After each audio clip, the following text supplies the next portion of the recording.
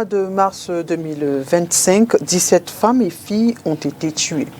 70 en 2024, 78 en 2023. Ce sont là quelques chiffres d'une association de lutte contre les violences faites aux femmes et aux filles. Un fait est clair, elles sont nombreuses les femmes qui meurent chaque jour sous les coups de leurs conjoints. Seulement, l'on a l'impression que plus c'est dénoncé, plus on en recense. Qu'est-ce qui peut justifier cela? On en parle dans un instant.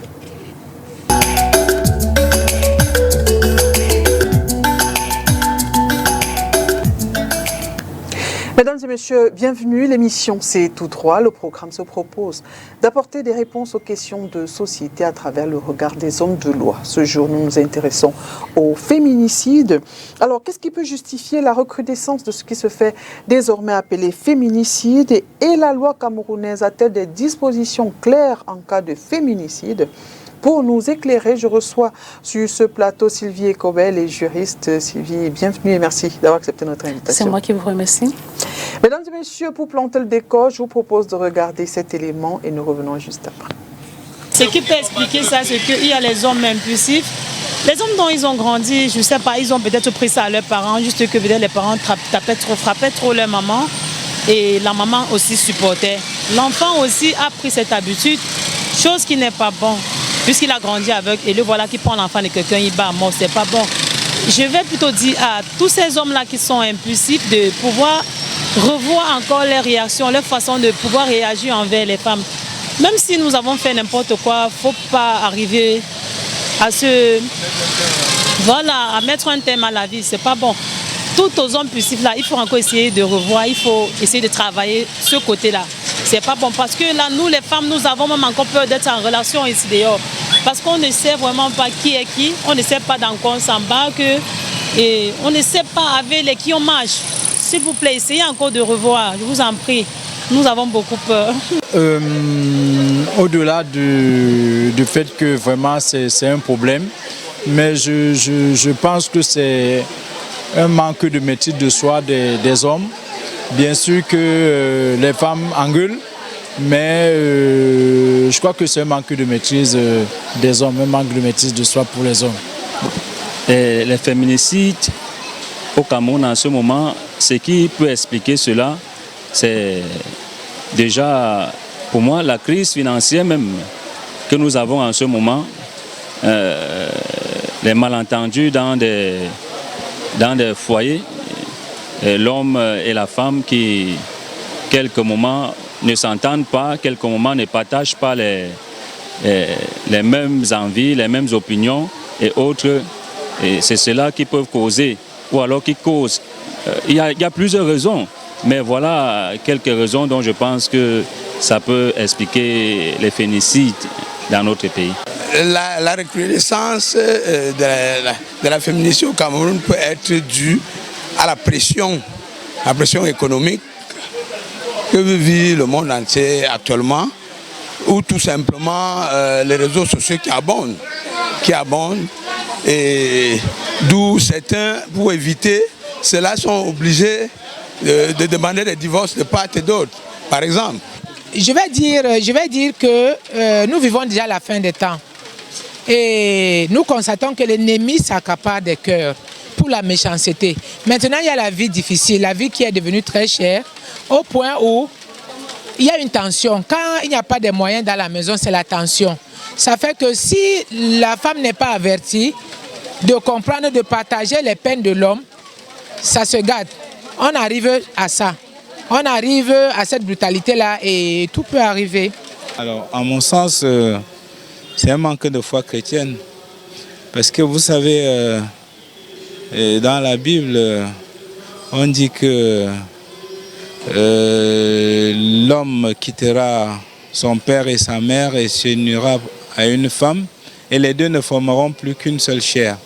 Si on avait vraiment la conception chrétienne du mariage, je pense que ce genre de crime n'arriverait pas. Puisqu'en fait, vous ne pouvez pas donner la mort à votre moitié. Si vous formez une seule et même chair, comment pouvez-vous tuer votre propre chair? la question est posée. Alors, dites-nous, est-ce que vous partagez leurs avis? On parle de la crise économique, raison suffisante. Sinon, selon vous, qu'est-ce qui peut justifier la recrudescence des féminicides dans notre société? Je pense qu'aucune raison ne justifie la recrudescence de féminicides. Parce que moi, je pense qu'effectivement, on ne peut pas justifier le fait de vouloir ôter la mort, bien d'ôter la mort à un individu pour des raisons... ôter la vie à un individu, autant pour moi, pour des raisons économiques et autres. Je pense que ce sont les fallacieux prétextes. Je pense que notre société prête juste le flanc à ces personnes-là de commettre ces exactions. Parce qu'il faut dire que nous vivons dans une société patriarcale où on a donné le beau rôle à l'homme. Ça veut dire qu'on a l'impression qu'on a donné un droit de vie ou de mort à l'homme. L'homme peut se permettre de faire Y chose qu'il ne sera pas inquiété. Moi, je pense que c'est juste notre conception, notre organisation sociale qui permet aux hommes de se comporter de la sorte. Vous allez voir, je parle même plus loin, vous allez voir ces mêmes hommes, comme on a dit tantôt, qui sont violents, on a dit qu'ils sont agressifs, ils sont violents vis-à-vis de leurs femmes, mais très peu de ces derniers exerceront des violences dans leur milieu professionnel. Vous n'allez pas voir ces mêmes hommes violents vis-à-vis de leurs femmes venir dans leur lieu de travail et commencer à exercer des violences vis-à-vis de leurs collègues et autres. Ça veut dire qu'ils savent les limites. C'est justement parce que dans notre société, on n'a pas donc posé ces limites. C'est la raison pour laquelle, dans leur foyer, ils se permettent donc de ce type de comportement. Ces mêmes hommes, dès lors qu'on les met dans un pays européen, ils ne se comporteront pas de cette façon parce qu'ils savent qu'effectivement, ils vont faire face à leurs responsabilités, ils vont être frappés sévèrement par la loi pénale. Mais puisque nous sommes dans une société où l'homme a le beau rôle, c'est lui qui est le chef de la famille, c'est lui qui a, entre guillemets, un droit de vie ou de mort sur la femme, donc il peut se permettre ce type d'exercice. Mais il se dit aussi que les femmes, elles bavardent trop. Certains ont affirmé que oui, les femmes, elles engueulent, elles parlent... Peut-être qu'elles blessent aussi plus avec leurs paroles. Ou alors il faut faire comme le ministre de l'administration disait, celui qui ne veut pas supporter une femme, la bouche d'une femme, il ne se marie pas. Je pense que lorsqu'on se marie avec quelqu'un, on connaît en fait ce qu'il peut faire, ce qu'il ne peut pas faire, on connaît ses failles. Lorsqu'on se marie avec une femme colérique ou bien une femme qui est hystérique, entre guillemets, on sait comment se maîtriser. Si on dit qu'on est un chef de famille, on sait comment se maîtriser vis-à-vis d'une femme qui est palabreuse. Okay. On sait comment atténuer la colère de cette dernière et puis faire revenir la paix à la maison. Moi, je pense que les coups qui sont exercés vis-à-vis de la femme, c'est juste pour asseoir son autorité, pour montrer à cette dernière que j'ai un droit de vie ou de mort sur toi, que j'étais, entre guillemets, acheté. Parce que lorsqu'on a payé la dot en Afrique, au Cameroun, on a l'impression qu'on a acquis un bien. Bon. J'espère qu'on ne va pas être péremptoire là-dessus aussi. Peut-être que c'est pour ceux qui tombent dans ces dérives-là. Mais avant toute chose, j'aimerais quand même qu'on comprenne certaines expressions. Il y en a qui parlent de violence basée sur le genre, il y en a qui parlent de violence faite aux femmes et d'autres parlent de féminicide.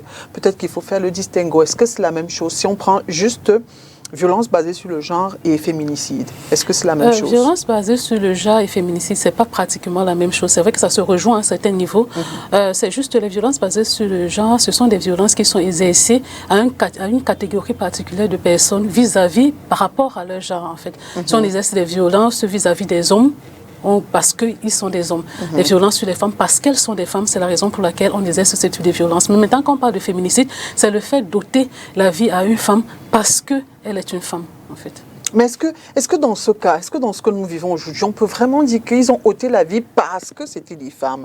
Peut-être c'est parce qu'ils sont violents, parce qu'on met ça dans la catégorie des violences basées sur le genre. Mais elles n'ont pas été tuées simplement parce qu'elles sont des femmes. Non, je pense que, pour moi, je vais un peu clarifier les choses. Pour moi, à mon sens, je pense qu'elles ont été tuées parce qu'elles sont des femmes.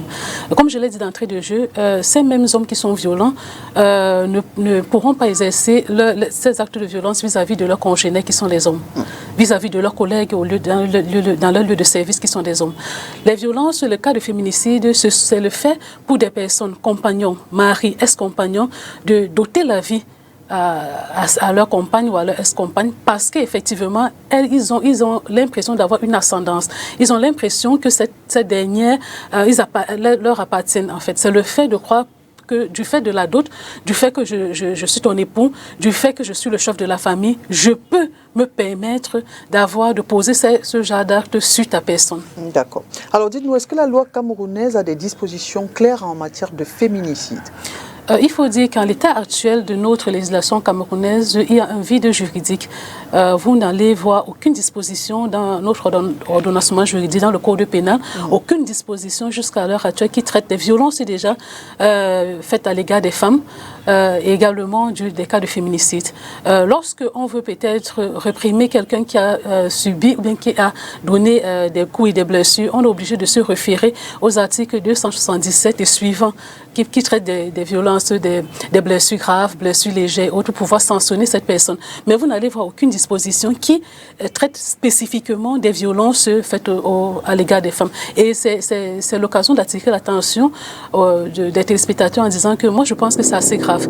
C'est assez grave parce que la violence faite ou bien le féminicide devait être spécifiquement codifié déjà, mais spécifiquement sanctionné. Pourquoi? Parce que le fait d'avoir une relation conjugale, le fait d'avoir un lien avec la victime, pour moi, à mon sens, ça devait être une circonstance aggravante même de la peine. Okay. Parce qu'il faut dire que lorsque vous blessez un inconnu, vous êtes puni. C'est mentionné. Mais maintenant, on devait reconnaître le fait que la femme dans la société a un rôle particulier, elle a une place à part. Et normalement, les violences qui sont exercées vis-à-vis de cette personne qui représente au Cameroun plus d'une 50% de la population devaient être codifiées. Alors, est-ce qu'on doit comprendre que la loi n'est pas... Elle ne protège pas déjà assez les femmes, ou alors elle n'est pas assez explicite ou contraignante pour amener les uns et les autres à penser à deux fois avant de commettre leur forfait? Je pense que la loi protège les citoyens, en fait. Okay. Ce que nous réclamons, c'est que la loi doit protéger spécifiquement les femmes, en raison du caractère qu'elle est la mère de l'humanité, en raison du caractère que nous représentons un nombre important de la population, en raison du fait que nous portons la vie, nous donnons la vie, nous bâtissons des nations. Donc on a l'impression que les violences qui sont exercées vis-à-vis de nous passent de façon silencieuse. On a l'impression que la société, c'est une façon, on a l'impression que la société accepte et admet les violences qui sont exercées vis-à-vis de la femme. Et c'est la raison pour laquelle vous allez voir de nos jours, il y a plusieurs campagnes de sensibilisation. Les femmes brisent le silence, les femmes ne veulent plus rester complices de ces violences, en voulant inviter dans le gouvernement, les autorités à comprendre que on souffre dans notre chair, on vit des violences et qu'on a besoin que ces violences soient reconnues. Reconnues, ça veut dire que quoi? Il faut qu'on ouvre un texte de loi, qu'on ouvre le code pénal et qu'on voit mentionner violence à l'égard des femmes ou féminicide. Là, on aura l'impression qu'on a compris et c'est une réponse au cri au cri d'alerte qu'on essaie de lancer depuis belle lurette. Parce que ce qu'il faut savoir, c'est que les cas récents de féminicide, moi je pense que ce n'est pas, c'est un épiphénomène ici. Il y a plusieurs années, plusieurs générations de femmes qui ont subi des violences vis-à-vis des femmes. Mais le problème, c'est que à l'époque, on avait l'impression que c'était la loi de l'omerta. On ne parlait pas, on ne dénonçait pas.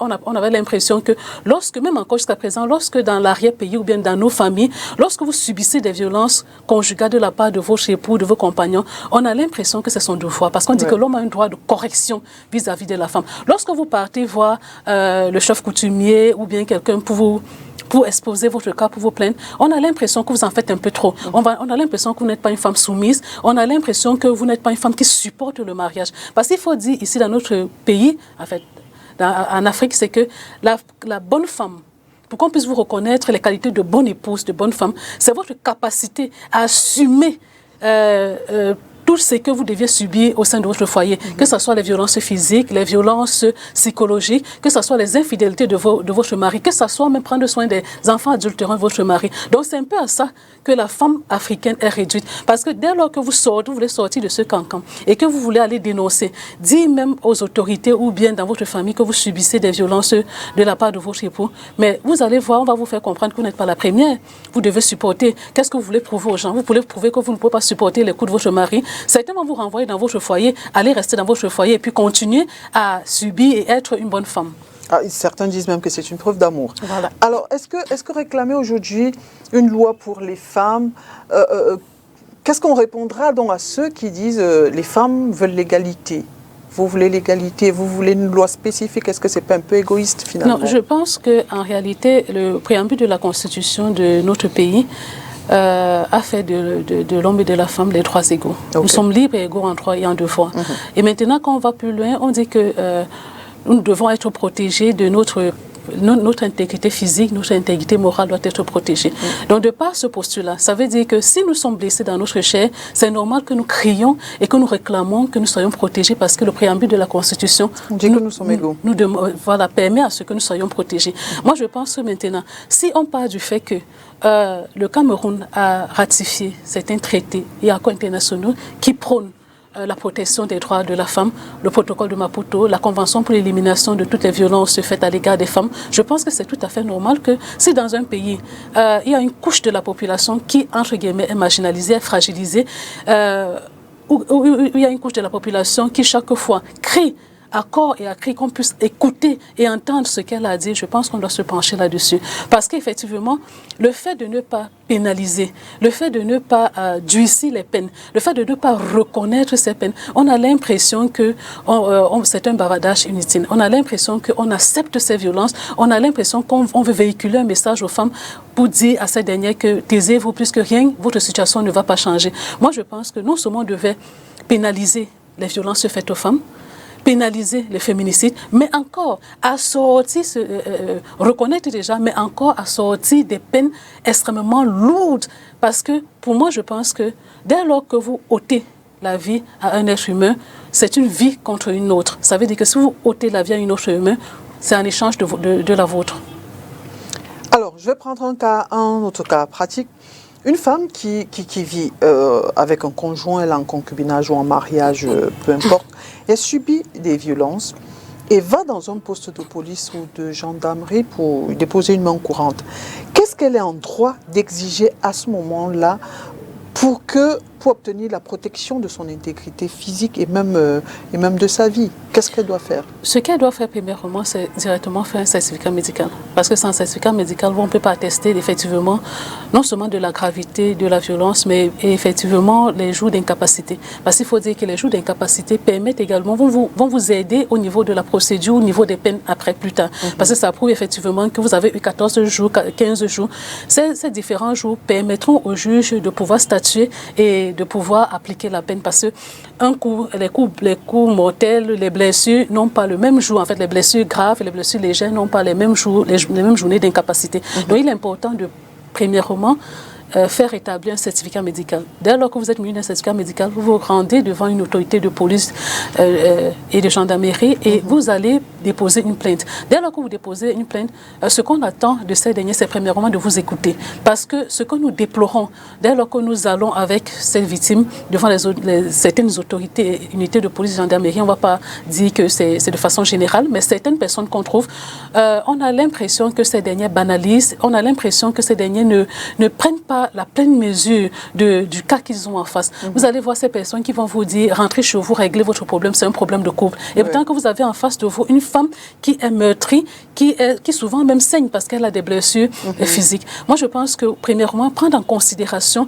la peine, prendre en considération le cas que vous avez en face, en vous disant que lorsque vous demandez à une femme de regagner son domicile conjugal, c'est un peu comme si vous l'amenez directement à la mort, vous la conduisez directement à la mort, parce que ce qu'on constate, c'est que après, lorsqu'elle regagne son domicile conjugal, ce dernier se sent pousser les ailes parce qu'il s'est dit que tu allais porter plainte, mais qu'est-ce que j'ai subi? Je n'ai rien subi. Il se sent donc pousser les ailes et il continue de plus belle à exercer des violences. Vous allez voir que les violences qui étaient tout à fait peut-être entre guillemets légères, mais le monsieur se sent plutôt protégé par la loi et il va passer à la vitesse supérieure. Et quelques années plus tard, vous allez voir dans les journaux que la victime, elle est devenue, elle est décédée. Elle est décédée. Alors, ici, si je prends le cas où c'est un mariage légal, qu'est-ce qu'on va faire? Est-ce que la loi protège cette dame de l'abandon du foyer conjugal, par exemple? Est-ce que si elle se plaint et malheureusement l'officier de police ou de gendarmerie lui dit rentrez chez vous, on n'a pas de preuves suffisantes, rentrez chez vous. Est-ce que si elle décide de ne pas rentrer parce qu'elle a la peur pour sa vie, la loi ne viendra pas la frapper d'un abandon du domicile conjugal? Il faut dire que c'est généralement l'appréhension de plusieurs femmes. C'est ce que plusieurs femmes appréhendent dès lors qu'elles subissent ces violences conjugales au sein de leur foyer. Moi, ce que je veux dire, c'est que tout le monde a le droit de protéger sa vie. Lorsque votre vie est menacée au sein de votre foyer, ce que vous deviez faire, c'est de fuir le plus loin possible. Et en fuyant, comme je demande toujours aux femmes qui me contactent, c'est déjà de faire établir un certificat médical qui va attester qu'effectivement vous avez subi des violences conjugales. Il est inadmissible que vous subissez des violences conjugales sur le fallacieux prétexte que vous avez peur demain d'être poursuivi pour abandon de foyer conjugal. Vous restez dans cette atmosphère. Parce que ce qu'on oublie le plus souvent, c'est que dès lors qu'on reste dans cette atmosphère, ce qu'on dit dans la société, c'est qu'on reste souvent pour les enfants et autres. Mais ces enfants vivent ce que vous vivez. Peut-être ils vivent même encore plus parce que ce sont les enfants qui sont traumatisés. Il suffit juste d'interroger les enfants qui vivent dans cette atmosphère. Ce sont les enfants demain qui auront peur, comme on a vu dans le cas, qui auront peur de vouloir se mettre en relation. Ce sont les enfants demain qui pourront même reproduire ce qu'ils ont vécu. Et puis demain ou après-demain, vous qui avez semblé vouloir protéger votre foyer, protéger votre bourreau, demain vous allez retrouver la mort. Donc moi, ce que je conseille aux gens, c'est qu'on n'a qu'une seule vie et lorsqu'on sait qu'on a une seule vie, il est temps de protéger sa vie, de protéger ses enfants. On a le devoir de la protéger. Alors, vous avez certainement entendu parler du cas Diane Yango. Est-ce que vous comprenez le tollé autour du verdict? Bien évidemment. Bien évidemment, parce que on a eu l'impression qu'on n'a pas pris en compte, en fait, le cri de la société. Parce qu'il faut dire que dès lors qu'on a publié, ou bien dès lors qu'on a diffusé ces images du décès de ces derniers dans les antennes de télévision, on a l'impression que c'est tout le peuple, surtout les femmes qui ont été meurtries, qui ont été touchées, qui ont été bouleversées, parce qu'effectivement, c'était une jeune femme. Non seulement c'était une jeune femme, c'était une mère, c'était une épouse, c'était une sœur qui a perdu la vie à la fleur de l'âge, parce que c'est une jeune femme à la fleur de l'âge et qui a laissé de très jeunes enfants. Je pense que la dernière, entre guillemets, doit avoir peut-être 2 ans. Elle a 3, parce qu'elle elle avait 1 an au moment du décès de sa mère. Donc ça veut dire que c'est une famille, c'est une vie qui est brisée. Non seulement c'est une vie qui est brisée, qui est la sienne, mais également la vie des enfants. Donc c'est normal que lorsque on a suivi le verdict, tout le monde a été offusqué. Mais ce que je voudrais dire, c'est qu'il est bien vrai qu'on n'est pas permis de commenter une décision de justice lorsqu'elle est en cours parce qu'on a fait appel. Oui. C'est vrai, mais je vais juste apporter quelques précisions. Premièrement, le juge rend la décision d'après la loi et son intime conviction. Et d'après la loi, maintenant, est-ce qu'on n'a pas tous les éléments du dossier puisqu'on n'est pas dans le secret du dossier, nous n'avons pas été constitués. Mais maintenant, est-ce que le juge a tenu compte des circonstances atténuantes? Est-ce que ce monsieur est un délinquant primaire? Est-ce que ce monsieur, premièrement, on dit qu'il a plaidé coupable? Parce que lorsqu'on sait que lorsqu'on plaide coupable, cela a pour effet souvent de réduire la peine. Maintenant, ce que nous déplorons, c'est que même si cela a pour effet de réduire la peine, c'est juste que ça réduit énormément. Ça a été peut-être d'une peine privative de liberté de 10 ans, on se retrouve à une peine privative de liberté avec suicide. Voilà. Donc je pense que c'est cela qui a donc poussé tout le monde à être offusqué. Maintenant, qu'est-ce que ce message renvoie? Et c'est ça même le plus important. On a l'impression qu'avec ce verdict, parce que depuis quelques jours, on a l'impression qu'avec ce verdict, les hommes ont eu tendance, ça a été un peu comme un laissé, c'est un peu comme, on appelle ça comment? C'est comme si on leur a prêté le flanc. On a l'impression qu'avec ce verdict, ils se disent qu'ils sont intouchables, ils ne peuvent plus être punis, parce qu'ils prennent juste exemple en se disant que bon, il y a une personne qui a ôté la vie, maintenant, voilà la peine qu'elle a reçue. Ça veut dire que moi, je peux me permettre de le faire et voilà. Par contre, si la peine avait été sévère, parce que le but de la peine, c'est aussi ça, le but d'une peine, c'est premièrement de sanctionner l'infracteur, mais également un moyen de dissuasion. Okay. Lorsque la peine qui a été rendue ne dissuade personne, en fait, ça ne dissuade pas ces hommes, bien au contraire. Parce que s'il avait eu une peine extrêmement lourde, moi je pense que tout homme qui aurait l'intention, ou bien penserait même vouloir exercer les violences sur sa femme, il va se souvenir qu'il y a mon congénère qui a reçu peut-être 10 ans, 20 ans, ou bien un emprisonnement à vie et que je ne peux pas me permettre. En même temps, lorsqu'on sait qu'il a ôté la vie à sa femme, c'est vrai que peut-être, entre guillemets, il n'y a pas d'éléments intentionnels, qui peut-être ça va dans son sens, mais il y a une vie qui a été ôtée, il y a une vie qui a été brisée. Ça veut dire que je peux me permettre de commettre le même acte et je ne serai pas inquiétée.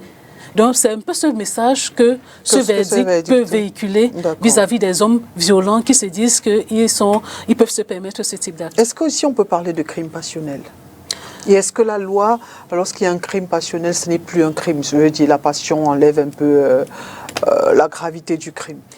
En droit pénal camerounais, à moins que je me trompe, le mobile n'a aucun effet sur la peine. Okay. Ça veut dire que ce qui vous a poussé autre, bon, peut-être le juge, d'après son intime conviction, peut estimer que, mais d'après la loi pénale, ça n'a aucun effet. Mais maintenant, est-ce que lorsque vous avez épousé une femme, lorsque vous avez des enfants avec ces derniers, quel est le mobile qui peut vous pousser à vouloir un bon matin de chercher à ôter la vie à votre femme sans prendre en compte le fait que vous avez des enfants qui ont moins de 5 ans? Que vous avez partagé quelque chose de beau à un moment. Vous avez partagé quelque chose de beau à un moment. C'est une femme que vous avez choisie, c'est une femme que vous avez aimée, c'est une femme que vous êtes allé devant le maire avec ces derniers. Et quel est le droit? Qu'est-ce qui vous permet de croire qu'un matin, vous pouvez priver les enfants de leur mère? Qu'est-ce qui vous permet de croire qu'un matin, vous pouvez vous lever et priver toute une famille? Parce que ce qu'on oublie, c'est que derrière cette dernière qui est décédée, il y a toute une famille qui est en deuil aujourd'hui et qui ne va certainement jamais se remettre de la perte de leur fille. Parce qu'il faut dire que c'était une fille qui travaillait, qui était fonctionnaire, certainement qui venait en aide à ses parents. Maintenant, qui va le faire? Et puis moi, je pense que si le juge, ou bien si certaines personnes estiment, parce que j'ai discuté avec certaines personnes qui estiment que peut-être la décision a été rendue au fin de permettre à ce dernier de pouvoir continuer à s'occuper de ses enfants. Mais moi, c'est un scandale. Moi, je ne pense pas que cet homme soit un exemple pour ses enfants. On ne peut pas avoir, pour exemple, un père qui, entre guillemets, est un meurtrier. Quel est l'exemple? Comment est-ce que ces enfants vont le voir? Parce qu'ils vont toujours se souvenir, même si ce n'est pas aujourd'hui ou demain, ils vont se souvenir que leur père a ôté leur vie à leur mère. Moi, je pense que ce monsieur n'est pas un exemple pour ses enfants. Et si peut-être on s'est basé sur cet élément pour pouvoir le mettre en liberté, moi je pense que cela ne devrait pas. D'accord.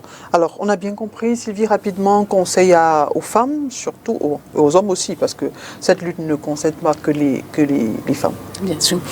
J'aimerais d'abord, dans un premier temps, m'adresser à une femme qui m'écoute aujourd'hui.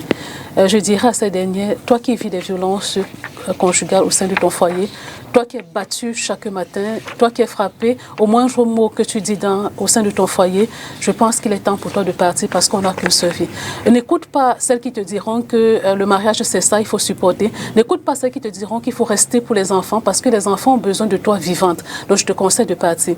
Et aux hommes également qui nous regardent aujourd'hui, je dirais à ce dernier, je pense que lorsqu'on se dit qu'on est un chef de famille, lorsqu'on se dit qu'on est un homme, je pense que votre force se servira mieux à des travaux bien solides d'ailleurs qui vous attendent. Votre force ne doit pas être exercée vis-à-vis de la femme que vous avez choisie. Votre force ne doit pas être exercée sur les enfants. Votre force ne doit pas être exercée sur la femme que vous avez choisie pour détruire ces derniers. Moi, je pense qu'un homme, c'est celui qui est un protecteur. Un homme, c'est un pourvoyeur. Un homme, c'est celui qui protège sa femme et qui protège sa famille. C'est en cela qu'on reconnaîtra que vous êtes effectivement un homme et un chef de famille. Être celui qui bat sur sa femme, être celui qui est tout le temps en train de diminuer sa femme parce qu'il y a des propos avilissants, je pense que ça vous disqualifie de la gente masculine. Merci. Merci Sylvie pour ces enseignements et surtout pour votre disponibilité. C'est moi qui vous remercie. Mesdames et messieurs, merci à vous d'avoir été des nôtres. Nous espérons avoir répondu à quelques-unes de vos préoccupations. N'oubliez surtout pas, nul n'est au-dessus de la loi et nul n'est censé ignorer la loi. À très bientôt.